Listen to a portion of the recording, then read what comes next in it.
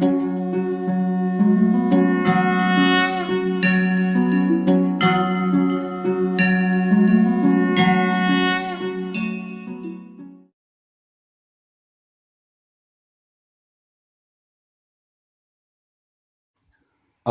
Good morning. કેમ છો?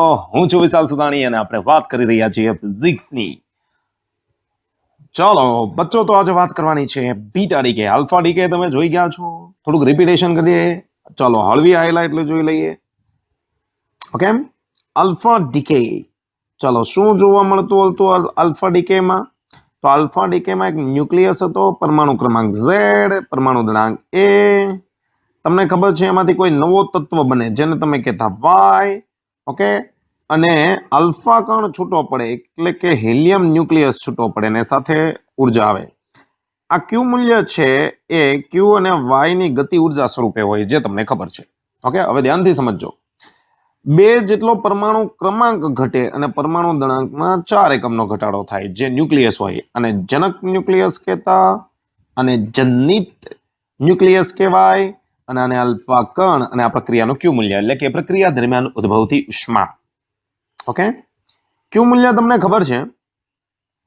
ક્યુ મૂલ્ય mass of X nucleus minus mass of Y nucleus minus mass of alpha કણ, અને કહેવાય દળ ક્ષતિ delta M into C square.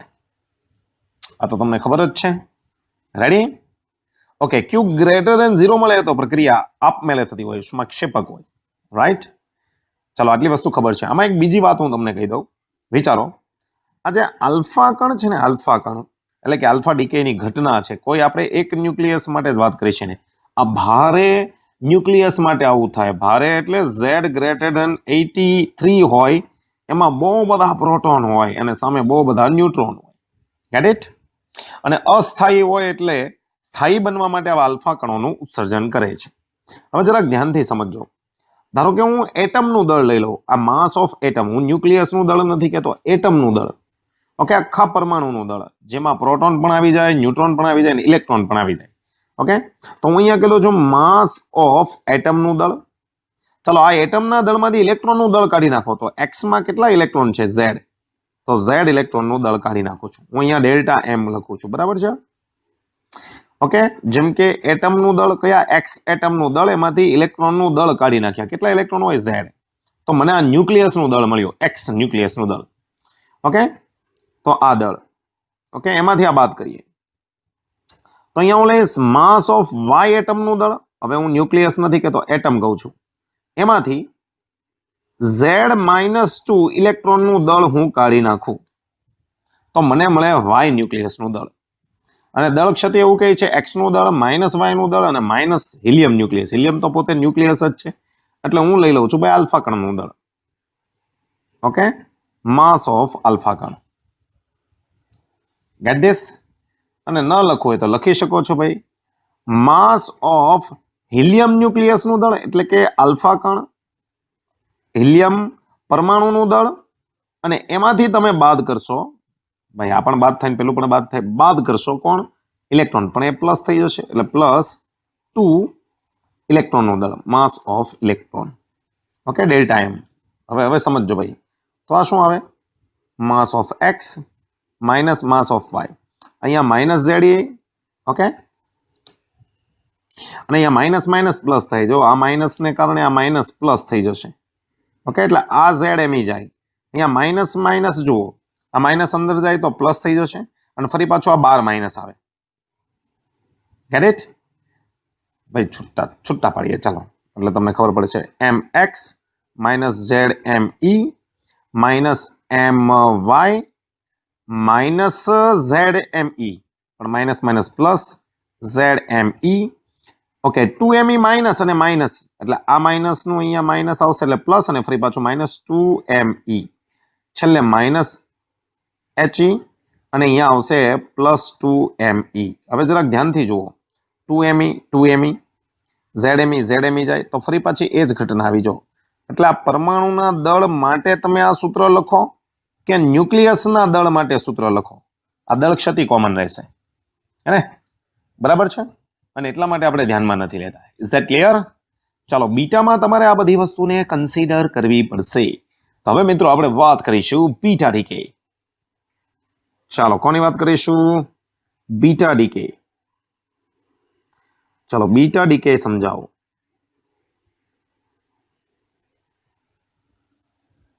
હવે તમને ખબર છે આ બધી ઘટના આપમેળે થાય છે, સ્વતઃ છે, એટલે આપણે લખી દઈએ ભાઈ બીટાક્ષયમાં.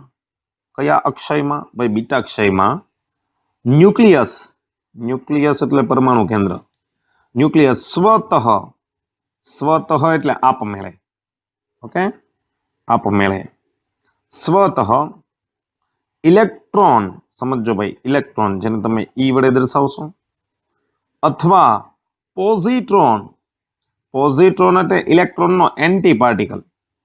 એન્ટી પાર્ટિકલ એને કહેવાય દળ એનું જેટલું જ હોય અને એનો ઓપોઝિટ ચાર્જ હોય, માઇનસ હોય તો પ્લસ, ઓકે, નું ઉત્સર્જન કરે છે.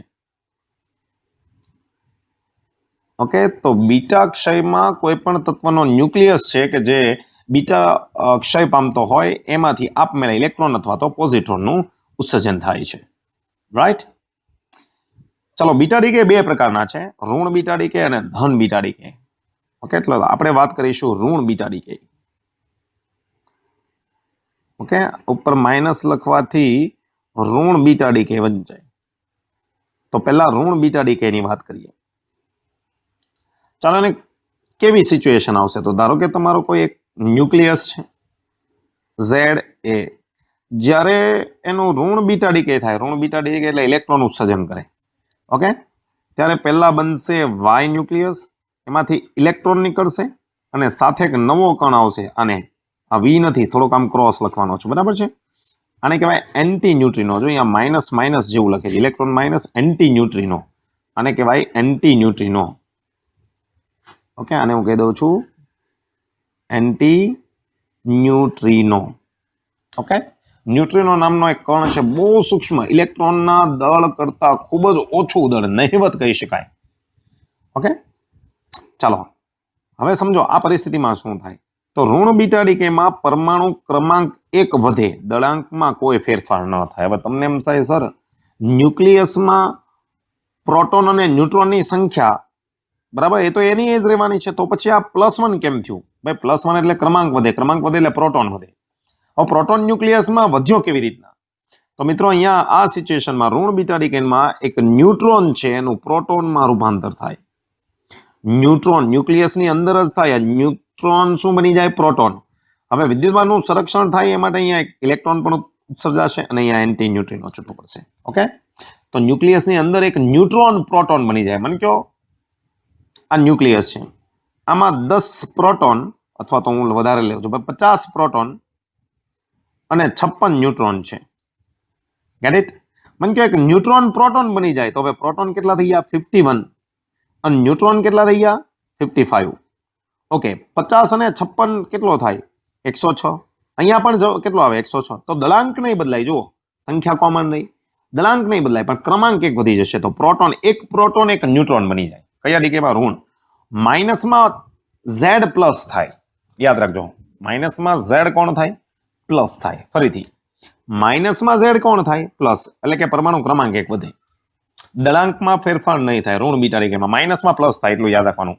અને માઇનસ છે એટલે માઇનસ વાળા કણો નીકળે. જો ઇલેક્ટ્રોન અને એન્ટી ન્યુટ્રિનો, ઉપર બાર લખવાથી એન્ટી શબ્દ વપરાય, એન્ટી ન્યુટ્રિનો.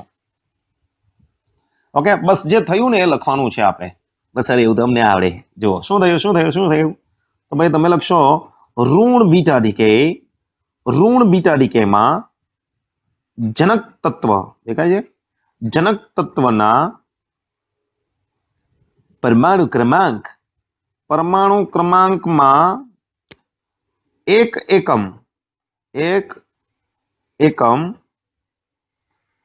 એકમનો ઘટાડો થાય છે. જ્યારે પરમાણુ દળાંક બદલાતો નથી. ઓકે, બીજી પરિસ્થિતિ લઈએ નીચે. ઋણ બીટા ડીકેમાં બીજું શું જોયું? સર ન્યુટ્રોન જેને પ્રોટોન બની ગયો, જો ઉપર દેખાય છે ભાઈ, ન્યુટ્રોન પ્રોટોન બને ને તો જ શું થાય? તો જ ક્રમાંક એક વધે. પ્રોટોન વધવો જોઈએ ને. ન્યુટ્રોનનું પ્રોટોનમાં રૂપાંતર થાય છે અને સાથે ઇલેક્ટ્રોન અને એન્ટી ન્યુટ્રિનો ઉત્સર્જાય છે. બરાબર છે. આ ન્યુટ્રિનો શું છે ની વાત ડિટેલમાં પછી કરશું. Is that clear? ઓકે, તો ભાઈ આ એક ઇક્વેશન છે, એના ઉપરથી તમે બે વાતો લખેલી છે. આનો એક્ઝામ્પલ લખવું હોય તો તમે લખી શકો છો એક્ઝામ્પલ. ઓકે, જેમ કે ભાઈ ફોસ્ફરસ છે પી 1532, ધારો કે એની અંદર થી બીટા ડીકે ઇલેક્ટ્રોન નીકળો. તમને એમ થાય સર ન્યુક્લિયસ માંથી ઇલેક્ટ્રોન ક્યાંથી આવ્યો? તો ન્યુટ્રોન છે એનું પ્રોટોનમાં રૂપાંતર થાય અને સાથે એક ઇલેક્ટ્રોન પણ છૂટો પડે અંદરથી. કેમ કે તો જ ચાર્જ, જો ન્યુટ્રોનનો ચાર્જ 0 હતો પછી પણ ચાર્જ કેટલો થઈ ગયો? 0. ઇલેક્ટ્રોન નીકળી ગયો, હે ને? એટલે વિદ્યુતભાર સંરક્ષણનું તો પાલન થાય જ છે. Gate this? ઓકે, તો અહીંયા બનશે ભાઈ 16 કોણ આવે? તમે કહેશો સલ્ફર. આ 32 તો બદલાવાના નથી અને સાથે તમને ખબર છે electron plus anti neutrino. Gate this? Ready? ચાલો ધન બીટા ડીકે ની વાત કરીએ. ધન beta decay. Okay, no problem. ચાલો ધન બીટા ડીકે માં જઈએ. ચાલો અહીંયા પ્રક્રિયાનું સાથે ક્યુ મૂલ્ય પણ લઈ લઉં છું મિત્રો. અહીંયા સાથે પ્રક્રિયાનું હું લઈ લઉં છું ક્યુ મૂલ્ય. Let's see. આજે ને દાખલામાં આવશે ક્યુ મૂલ્ય અહીંયા. ઓકે, ક્યુ મૂલ્ય અથવા તો ક્યુ સિમ્બોલ યાદ રાખજો, ડેલ્ટા એમસી સ્ક્વેર. હવે ડેલ્ટા એમસી સ્ક્વેર મેળવવા માટે અહીંયા જો એક્સ નું દળ, તો હું અહીંયા લઈ લઉં છું માસ ઓફ એક્સ પરમાણુ. આ પરમાણુમાંથી પરમાણુમાં કોનું દળ હોય? તો સર ઇલેક્ટ્રોન, પ્રોટોન ને ન્યુટ્રોન. એમાંથી હું કોનું દળ બાદ કરું? ઇલેક્ટ્રોનનું. તો Z mass of electron. Okay, તમને ખબર છે આના દળ છે મુક્ત સ્થાનના દળ કરતા વધારે હોય એટલે પ્રક્રિયા આપમેળે થાય. ઓકે, માઇનસ માસ ઓફ કયો એટમ? Y atom. અને એમાંથી કોનું દળ બાદ થશે? તો ભાઈ પરમાણુ ક્રમાંક 1 વધે એટલે Z+1 માસ ઓફ ઇલેક્ટ્રોન, ઋણ બીટા ડીકે. એમાંથી આ બાદ થયું. પછી કોણ છૂટો પડ્યો? ઇલેક્ટ્રોન. એટલે અહીંયા ઇલેક્ટ્રોન આવ્યું. આ ડેલ્ટા એમ થયું. ભાઈ આ તમે શું કર્યું? આ શું છે? તો પહેલો છે પરમાણુ છે, બીજો છે એમાં રહેલા ઇલેક્ટ્રોન. તો પરમાણુમાંથી ઇલેક્ટ્રોન બાદ કરો તો ન્યુક્લિયસનું દળ આવે. એટલે આ પદ ન્યુક્લિયસનું દળ છે, આ પદ પણ ન્યુક્લિયસનું દળ છે અને આ છે ઇલેક્ટ્રોનનું દળ. સર એન્ટી ન્યુટ્રિનો કેમ નથી લેતા? કેમ કે એનું દળ બહુ ઓછું હોય. ઓકે, એટલા માટે ધ્યાનમાં લે. ક્યુ બરાબર delta M C square. Get it? ચાલો આને તમે સાદરૂપ આપશો તો mx minus Z M E. એનસીઆરટીમાં લખેલું આપેલું નથી પણ હું સાબિત કરી દઉં છું જેથી કરીને તમે દાખલામાં ફાયદો થાય. Okay, minus Z M E. Get it? અને minus plus M E. Right? ચાલો અહીંયા એક પ્લસ આવશે, આ ધ્યાન આપજો. કેમ કે આ પદ છે ને આખું દળ છે, આ બીજું પદ દળ છે, બાદબાકી કરવાની છે એટલે આ તો પ્લસ જ થઈ જશે. ભાઈ આ પરમાણુનું દળ છે એમાંથી ઇલેક્ટ્રોનનું દળ બાદ કરવાનું છે એટલે માઇનસ માઇનસ પ્લસ થઈ જાય. બરાબર છે? એટલે અહીંયા આવશે ભાઈ પ્લસ ઝેડ અને અહીંયા આવશે પ્લસ, અંદર લઈ જાઓ પ્લસ એમ ઈ અને છેલ્લું પદ જુઓ, છેલ્લું પદ માઇનસ એમ ઈ ઇન્ટુ સી સ્ક્વેર. આ બંને જશે, આ બંને પણ જાય. Get it? તો તમારા માટે શું આવ્યું? એમ એક્સ માઇનસ એમ વાય કઈ ઘટે છે ઇન્ટુ સી સ્ક્વેર. બરાબર છે? તો ક્યુ મૂલ્ય આલ્ફા ડીકેની જેમ જ લખાય છે. ઓકે, પણ એમાં ઇલેક્ટ્રોન આવશે નહીં. શા માટે નહીં આવે? આઈડિયા આવી ગયો? ઓકે, આખી સાબિતી આપેલી છે જુઓ અહીંયા. ઓકે, પરમાણુમાંથી ઇલેક્ટ્રોન બાદ કરો એટલે ન્યુક્લિયસનું દળ ધ્યાનમાં લઈને આપણે ગણતરી કરેલી છે. બરાબર છે? ક્યુ મૂલ્ય આવું આવશે. Get this? ચાલો ધન બીટા ડીકેની વાત કરીએ મિત્રો. Beta plus DK. ચાલો let us play. Beta DK પૂછાય તો જ્યાં સુધી તમને ન કહેવામાં આવે ત્યાં સુધી, ઓકે, બીટા પ્લસ ન કહે ત્યાં સુધી ઇલેક્ટ્રોનની જ વાત કરવાની. તમને એમ કે બીટા કણ એટલે ઇલેક્ટ્રોન જ સમજવાનો. બીટા પ્લસ કે તો જ પોઝિટ્રોનની વાત થશે. રાઈટ? ચાલો બીટા ડીકેની કન્ડિશન લખીએ. ભાઈ સમીકરણ કેવું બનશે? તો એક્સ ઝેડ આ એક ન્યુક્લિયસ છે, એમાં ધન બીટા ડીકે થાય તો જે બીજો ન્યુક્લિયસ બને છે એના પરમાણુ ક્રમાંકમાં એક ઘટાડો થાય, દળાંકમાં ન ઘટાડો થાય. હવે પરમાણુ ક્રમાંક એક ઘટે એટલે પ્રોટોન એક ઘટે, કેમ કે પ્રોટોનને કારણે પરમાણુ ક્રમાંક બને છે, ખબર છે ને, પ્રોટોનની સંખ્યા એ જ પરમાણુ ક્રમાંક. તો પ્રોટોન ઘટે તો જ પરમાણુ ક્રમાંક ઘટે, રાઈટ. અને સાથે ઉત્પન્ન થાય છે પોઝિટ્રોન. આ પોઝિટ્રોન વંચાય, અને પોઝિટ્રોન એટલે ઇલેક્ટ્રોનના દળ જેટલું જ દળ પણ ઇલેક્ટ્રોનની ઓપોઝિટ સંજ્ઞા. અને સાથે ઉત્પન્ન થાય ન્યુટ્રિનો. બાર હોય તો એન્ટી ન્યુટ્રિનો, અને બાર ન હોય ઉપર એટલે કે ઉપર લાઈન ન હોય તો ન્યુટ્રિનો. ઓકે, આ કન્ડિશન છે. સર અહીંયા પરમાણુ ક્રમાંક ઘટ્યો એનો કે પ્રોટોન ગાયબ થઈ ગયો, તો અહીંયા મિત્રો પ્રોટોન છે એનું ન્યુટ્રોનમાં રૂપાંતર થાય, યાદ રાખજો. અને સાથે પોઝિટ્રોન અને એન્ટી ન્યુટ્રિનો ઉત્પન્ન થાય છે. આ વસ્તુને ફોકસ કરજો, બરાબર છે. આનું એક્ઝામ્પલ તમારે લખવું હોય તો હું સાથે લખી દઉં છું. સોડિયમ 1122. હવે તમને આવડે ભાઈ, મને કહો આ 10 કોણ બને? તો તમને ખબર છે ભાઈ 10 નિયોન છે. અને દળાંક નહીં બદલાય, કેમ કે પ્રોટોનનું ન્યુટ્રોનમાં રૂપાંતર થાય. અંદર ન્યુક્લિયસમાં પ્રોટોન ન્યુટ્રોનની સંખ્યા તો કોમન રહેવાની છે, પ્લસ પોઝિટ્રોન ને ન્યુટ્રિનો. ઓકે, ચાલો અહીંયા બીટા ડીકેની વાત કરીએ. આગળ વાત કરેલી છે એજ પેટર્ન. બીટા ડીકેમાં શું જોવા મળ્યું? બીટા પ્લસ ડીકેમાં, તો બીટા પ્લસ ડીકેમાં જનક તત્વ એટલે કે એક્સ, હે ને, પરમાણુ ક્રમાંકમાં શું થયું? તો જનક તત્વ પરમાણુ ક્રમાંકમાં કેટલા એકમ? એક એકમનો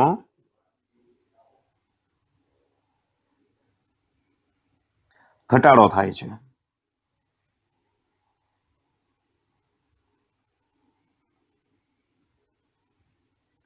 જ્યારે પરમાણુ દળાંક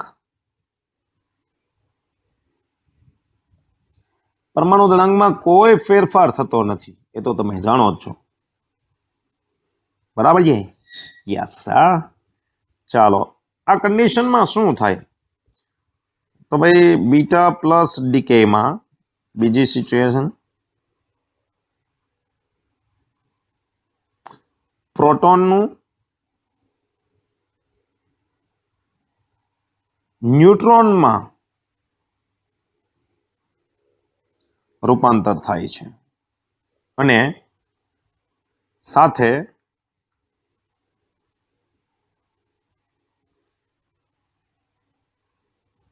પોઝિટ્રોન અને ન્યુટ્રિનો છૂટા પડે છે. ઓકે, પ્રક્રિયાનું ક્યુ મૂલ્ય લઈએ જો બીટા પ્લસ ડીકેમાં, ધ્યાનથી સમજજો. ઓકે, ચાલો હું લઈ લઉં છું પરમાણુનો દળ. પહેલા પરમાણુમાં કોણ હતો? એક્સ. એક્સ આ પરમાણુનું દળ, એમાંથી ઇલેક્ટ્રોનનું દળ બાદ કરી લે, Z mass of electron. Get it? એમાંથી વાયનું દળ બાદ કરી. વાયમાં પરમાણુ કોણ છે? એમ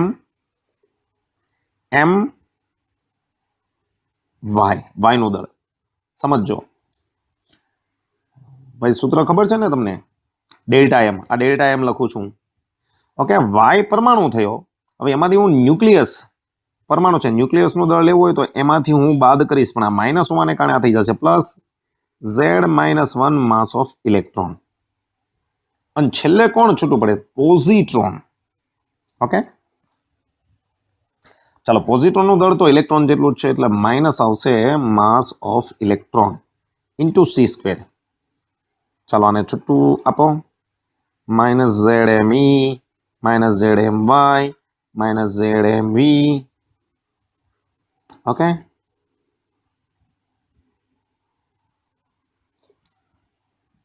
સોરી, આ પ્લસ જ છે. ZMe minus ME minus ME into c². At this દાખલામાં ભાઈ આપણે સીધો ઉપયોગ કરશું. આ એનસીઆરટીમાં નથી આપેલું એટલે ફોકસ કરજો. આ બંને ગયા માઇનસ MY અને માઇનસ 2ME ઇન્ટુ c². તો ભાઈ પ્લસ બીટા ડીકેમાં ઇલેક્ટ્રોનની ગણતરી થશે, ધ્યાનથી સમજો, બરાબર? આ કન્ડિશન ભૂલતા નહીં. ક્યાં પ્લસ બીટા ડીકેમાં આવ્યું? ઓકે છે વાત? Are you sure? ઓકે, ચાલો હું થોડી કમ્પેરિઝન કરાવી દઉં છું મિત્રો. ચાલો એ કમ્પેરિઝન પછી પેલા ન્યુટ્રિનોની થોડી વાત કરી દઈએ. ઓકે, ન્યુટ્રિનોના ગુણધર્મો લઈએ. પહેલું, ન્યુટ્રિનો કેવો છે? તો ભાઈ ન્યુટ્રિનો અને એન્ટી ન્યુટ્રિનો એકબીજાના પ્રતિકણ છે. ઓકે, અને એવું કહેવાય છે વિશ્વમાં દરેક કણનો પ્રતિકણ હોય. ઓકે, જેમ કે ઇલેક્ટ્રોન અને પોઝિટ્રોન, આ થઈ ગયું. તો જેટલું દળ ઇલેક્ટ્રોનનું એટલું જ પોઝિટ્રોનનું, જેટલો ચાર્જ ઇલેક્ટ્રોનનો એટલો જ ચાર્જ પોઝિટ્રોનનો પોઝિટિવ, એટલે આને પ્રતિકણ કહેવાય એકબીજાના. ચાલો, તેમનું દળ એટલે કે આ બંને આવી જાય છે. તેમનું દળ ઇલેક્ટ્રોનની સરખામણીમાં ખૂબ જ ઓછું હોય છે, ખૂબ જ ઓછું. ત્રીજી વસ્તુ,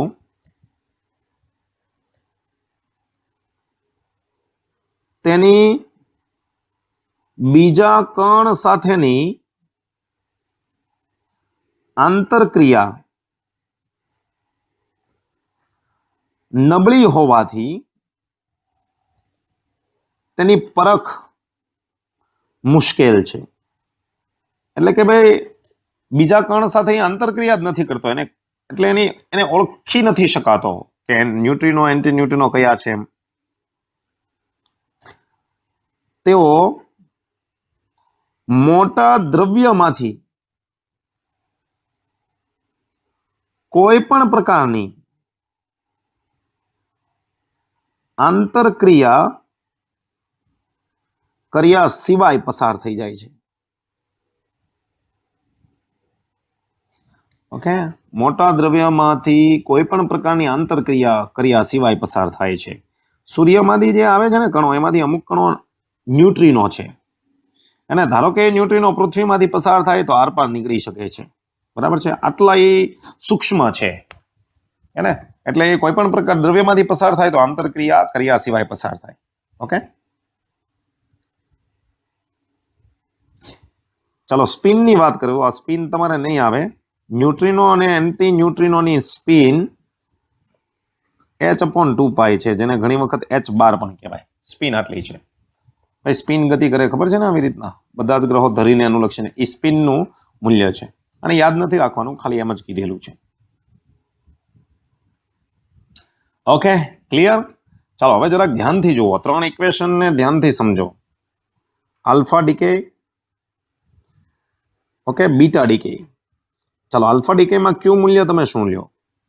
તો તમે લખશો mx minus my minus f alpha કણ into c square, right? Okay, no problem. ચાલો, બીટા ડીકે 2 પ્રકારનો છે.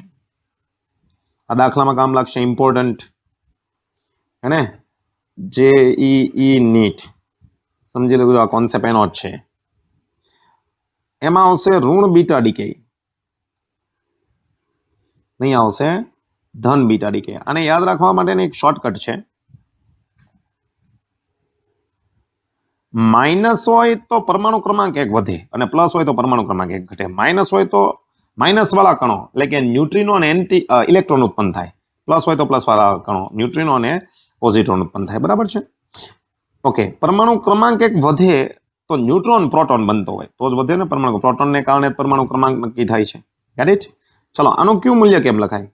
તો આનું ક્યુ મૂલ્ય mx minus my just into c square. Okay, પણ આનું ક્યુ મૂલ્ય લખશો ત્યારે mx minus my minus 2 mass of electron into c square. આ કન્ડિશન યાદ રાખજો, ગણતરીમાં કામ લાગશે. ઓકે, કેમ હોય, કેવી રીતે, એ મેં તમને કીધું. અને જેને હજી ન ખબર પડતી હોય અહીંયા ધ્યાન રાખજો. પરમાણુ હોય, પરમાણુ એમાં ઇલેક્ટ્રોન પણ હોય અને પ્રોટોન ન્યુટ્રોન હોય. બરાબર છે? તો ધારો કે આખા પરમાણુનું દળ x છે, એમાંથી હું ઇલેક્ટ્રોનનું દળ કાઢી નાખું તો આને કહેવાય ન્યુક્લિયસનું દળ. બરાબર? એટલે આગળના કોન્સેપ્ટ બધા આ સૂત્ર પ્રમાણે ઉપયોગ કરીને આ ક્યુ વેલ્યુ મેળવેલી છે. રેડી? એનસીઆરટીની બુકમાં ક્યુ વેલ્યુ આપેલી નથી. ફરીથી એક વખત કહું છું, એનસીઆરટીની બુકમાં ક્યુ વેલ્યુ આપેલી નથી. તમને કામ લાગશે, રાઈટ? ધન બીટા ડીકેમાં એડ કરવાનું પદ કયું? ઇલેક્ટ્રોન વાળું. બરાબર છે? ઓકે, ચલો નેક્સ્ટ વાત કરીએ ગેમા ડીકે. ચલો મિત્રો, ગેમા ડીકે સમજીએ ને પહેલા થોડુંક પરમાણુ વિશે સમજી લઈએ. તમને ખબર છે ન્યુક્લિયસ કહેવાય. ન્યુક્લિયસમાં કોણ હોય સર? ન્યુટ્રોન હોય. બીજું કોણ હોય? પ્રોટોન હોય.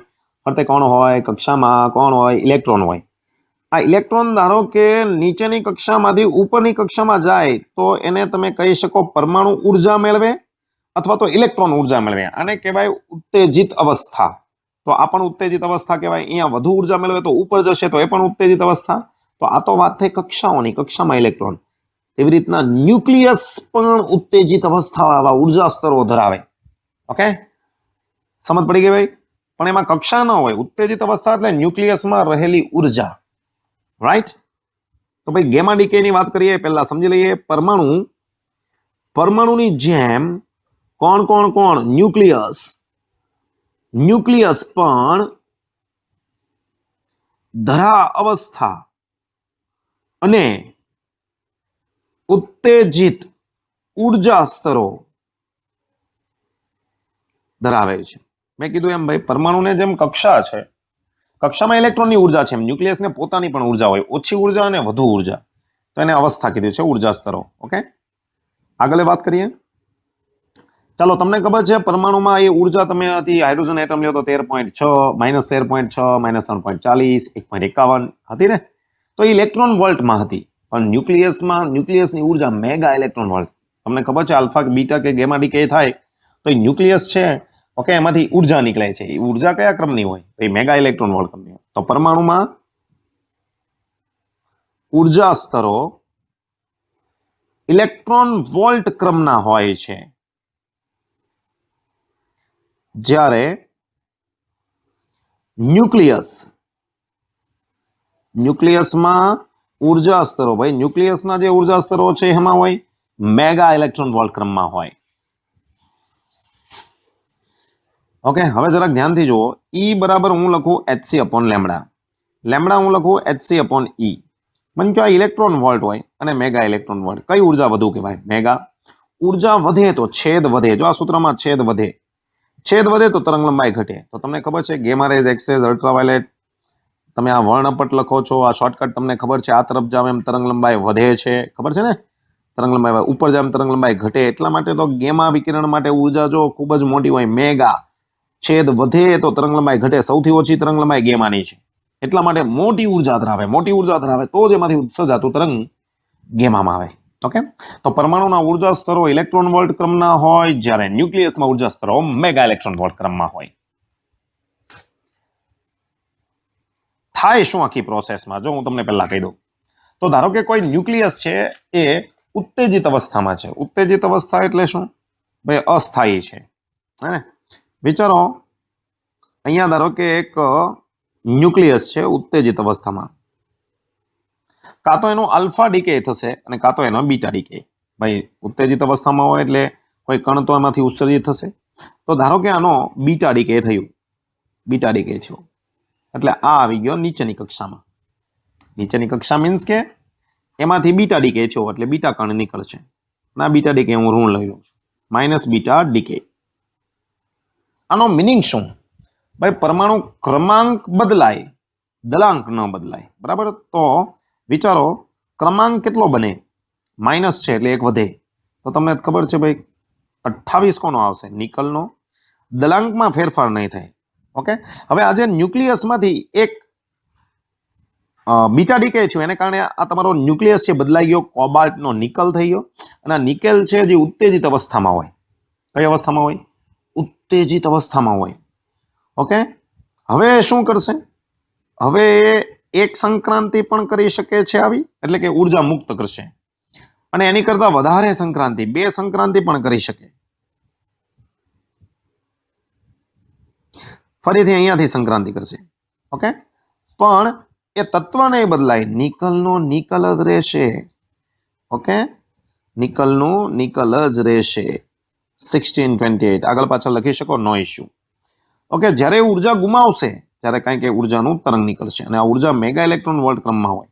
તો આ ઉર્જા એને જ કહેવાય ગેમા વિકિરણ, વિદ્યુત ચુંબકીય તરંગ. 1.17 મેગા ઇલેક્ટ્રોન વોલ્ટ. અને જો હજી એક સંક્રાંતિ કરશે તો આ ઉર્જા આવશે ગેમાની 1.33 મેગા ઇલેક્ટ્રોન વોલ્ટ. બરાબર છે? આવી સંક્રાંતિ થાય. Get it? હવે સૌથી મોટો પ્રશ્ન. સર શું પ્રશ્ન? ભાઈ નિકલ જ્યારે કોબાલ્ટ એક સંક્રાંતિ કરીને નિકલ બની ગયો. હવે સંક્રાંતિ કરીને નીચે આવે તો ન તો પરમાણુ ક્રમાંક બદલાણો, ન તો દળાંક બદલાણો. તો ક્રમાંક અને દળાંક ન બદલે તો ઉર્જા ક્યાંથી આવી? તો એ ઉર્જા બંધન ઉર્જામાંથી આવે. બંધન ઉર્જા. બંધન ઉર્જા એટલે શું? તો વિચારો, આ એક તત્વ છે. ઓકે, એમાં રહેલા ન્યુટ્રોન અને પ્રોટોન, એટલે કે પ્રોટોન, ન્યુટ્રોન એવા થશે. આનું આ છે, ન પ્રોટોન ન ન્યુટ્રોન, બરાબર, એ વધુ ચુસ્તતાથી જકડાય. ઓકે, તો એ ચુસ્તતાથી જકડાય એટલે પરિણામે આનું દળ ફરી પાછું ઘટશે. જેમ કે એના બંધન ઉર્જા છે કે નહીં, બંધન ઉર્જા છે એ વધશે. બંધન ઉર્જા વધવી એટલે શું? ઓકે, વિચારો, આ લાકડાનો ટુકડો છે, આ લોખંડનો ટુકડો છે. મને કહો કોને છૂટા પાડવા માટે, તોડવા માટે વધુ ઉર્જા નહીં? તો સિમ્પલ છે, લોખંડ. કેમ? તો એના અણુઓ છે એકદમ પ્રબળતાથી જકડાયેલા હોય. તો જ્યારે એક ઉત્સર્જન કરે છે ગેમા વિકિરણ, ત્યારે જે નિકલ ન્યુક્લિયસ બન્યો એ વધુ સક્ષમ બને, પ્રબળ બને. એટલે કે હવે એને તોડવા માટે પહેલા કરતાં પણ વધુ ઉર્જા જરૂરી છે. ત્યારબાદ બીજું ઉત્સર્જન કરે ત્યારે ફરી પાછો ન્યુક્લિયસ બને, વધુ પ્રબળતાથી એના ન્યુટ્રોન પ્રોટોન જકડાય. એટલે બંધન ઉર્જા એની વધી જાય. હવે તમને ખબર છે, બંધન ઉર્જા વધે એટલે વિકિરણ ઉર્જા મુક્ત થાય. તમને ખબર છે. ઓકે, તો આ પ્રોસેસ ઉપર કામ થાય છે. Get it? થોડુંક લખાણ કરી દઈએ કઈ રીતના છે. ચાલો તો લખી દઈએ ભાઈ, જ્યારે ઉત્તેજિત અવસ્થામાં રહેલ કોબાલ્ટ છે ને, રહેલ ન્યુક્લિયસ સ્વતઃ આપમેળે તેની ધરા અવસ્થામાં ક્ષય પામે ત્યારે તે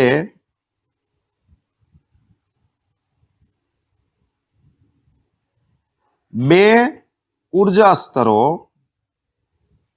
ના તફાવત જેટલી ઉર્જા ધરાવતા ફોટોન એટલે પ્રકાશનું કણ સ્વરૂપ, ફોટોનનું ઉત્સર્જન કરે છે. આનો મિનિંગ સમજાયો? જેમ કેમ પરમાણુમાં એક કક્ષામાંથી નીચેની કક્ષામાં આવે તો ઉર્જાનો તફાવત હોય એટલી ઉર્જા મુક્ત થાય. તો સિમ્પલ છે, જેમ જેમ નીચે જશે એમ ઉર્જા એ ગુમાવાશે, હે ને? એટલે એની ઉર્જા લઘુત્તમ થાય. ભાઈ લઘુત્તમ થાય એટલે તો એ ઉત્સર્જન કરે, આપમેળે ક્ષય થાય. કેમ કે કોઈ પણ તત્વ છે એ સ્થાયી અવસ્થામાં બનવાના પ્રયત્નમાં વિકિરણનું ઉત્સર્જન કરે છે, બરાબર છે? તો તેની ધરા અવસ્થામાં ક્ષય પામે ત્યારે બે ઉર્જા સ્તરોના તફાવત જેટલી વિકિરણનું ઉત્સર્જન કરે છે. તમે લખી શકો છો. આ ઘટનાને ગેમા ક્ષય કહેવાય. આ ઉર્જા તમને ખબર છે શેમાં હોય? Mega electron volt. એક્સ કિરણોના વિસ્તારથી પણ ટૂંકી તરંગ લંબાઈ ધરાવતા વિકિરણને અનુરૂપ હોય છે. ભાઈ ગેમા રેઝ એક્સરે કરતા ઓછી તરંગ લંબાઈ એટલે ગેમા. ઓકે, તો ઉર્જા છે એ કોને જેટલી હોય? તો એક્સ કિરણોના વિસ્તારથી, એટલે કે વિદ્યુતચુંબકીય વર્ણપટનો જે એક્સરે છે એની જે ઉર્જા હોય એની કરતા પણ એની જે તરંગ લંબાઈ હોય એના કરતા પણ ઓછી. એટલે તમે સીધી રીતના કહી શકો છો ગેમા. ચાલો, ન્યુક્લિયસ એટલે કે જેનો ગેમા ક્ષય થાય છે, જે ન્યુક્લિયસ લાક્ષણિક આલ્ફા ક્ષય, એટલે કે જેમ આલ્ફા ક્ષય થાય છે એમ, અથવા બીટા ક્ષયને પરિણામે ઉત્તેજિત અવસ્થામાં રહેલ ન્યુક્લિયસ. જુઓ તો પેલો કોબાલ્ટ છે એનો ક્ષય થયો બીટા, પછી નિકલ છે જે ઉત્તેજિત અવસ્થામાં હોય, હે ને? ઉત્તેજિત અવસ્થામાં ન્યુક્લિયસ છે એ ન્યુક્લિયસ 1K 2 તબક્કાવાર, એટલે એક પછી એક તબક્કાવાર સંક્રાંતિ કરી ધરા અવસ્થામાં પાછું ફરે છે. હવે હું તમને એમ કહું, નિકલ પહેલી વખત બન્યો તે બીટા ક્ષય પામીને અને છેલ્લે ધરા સ્થિતિમાં આવ્યો તે, જો અહીંયા મેં અંડરલાઈન કરી છે, એમાં કોની બંધન ઉર્જા વધુ હોય? તો સૌથી નીચે છે એની. ઓકે, અને આનું તમે રૂપાંતર લખી દીધું છે, ઉદાહરણ આપણે લખી દીધું છે. શું લખી શકો ભાઈ? કોબાલ્ટ છે ઓકે એ બીટા ક્ષય અનુભવી નિકલ 60 માં રૂપાંતર કરે. હવે આ નિકલ 16 ઉત્તેજિત અવસ્થામાં હોય તે 1.17 અને 1.33 મેગા ઇલેક્ટ્રોન ઉર્જા ધરાવતા ગામા વિકિરણનું ઉત્સર્જન કરે છે. રેડી? તો ગેમા ક્ષયમાં છે ને સીધી જ ઉર્જા નીકળે છે. બરાબર? એક વખત કાં તો આલ્ફા ડીકે થાય કાં તો બીટા ડીકે. પછી જે ન્યુક્લિયસ છે ઓકે એની બંધન ઉર્જા વધે. કેવી રીતના? તો એમાં રહેલા ન્યુક્લિયોન છે વધુ જકડાય પ્રબળતાથી, એટલે ઉર્જા છૂટી પડશે. Get it? રેડી? ઓકે થઈ ગઈ વાત. ચલો એક એમસીક્યુ લઈ લઈએ એટલે બધા જ પ્રશ્નો સોલ્વ થઈ જાય. જરાક જુઓ. પહેલો છે A72-180 આલ્ફા ડીકે થાય. તમને ખબર છે આલ્ફા ડીકેમાં હિલિયમ ન્યુક્લિયસ છૂટો પડે એટલે અહીંયા ક્રમાંક 2 કમ ઘટશે અને દળાંક 4 176. અમે તમને આગળ કીધું માત્ર બીટા લખેલું હોય એટલે ઇલેક્ટ્રોન બીટા ઋણ સમજવાનું. કયું સમજવાનું? બીટા ઋણ. હવે માઇનસમાં ક્રમાંક પ્લસ થાય એટલે આવશે 71. દળાંકમાં કાંઈ ફેરફાર ન પડે એટલે 76. ઓકે બીટા ધન beta decay okay beta plus ક્રમાંક એક માઇનસ થાય એટલે આવશે 70 અને દળાંકમાં કોઈ ફેરફાર ન થાય. ગેમા વિકિરણમાં કંઈ જ ન થાય, ન ક્રમાંક બદલાય ન દળાંક. Gamma decay. આલ્ફામાં ફરી પાછા આલ્ફા ડીકે છે અહીંયા ફરી પાછા ક્રમાંક 2 ઘટે ઓકે એટલે 68 અને દળાંક 4 172. ઓકે કંઈક આવી પ્રોસેસ આવશે. બધા મળી ગયા, કંઈ કરવાનું નથી, રમવાનું છે. આવડે? ક્લિયર છે વાત? ઓકે ચલો ફાઇન, બધું જ આવી ગયું. આટલું આવડશે એટલે આમાં કંઈ લેવાનું છે નહીં. Okay ready? Yes sir. ચલો બાકીની વાતો નેક્સ્ટ લેક્ચરમાં કરશું. ત્યાં સુધી જય હિન્દ, જય ભારત, વંદે માતરમ. મિલતે બ્રેક કે બાદ.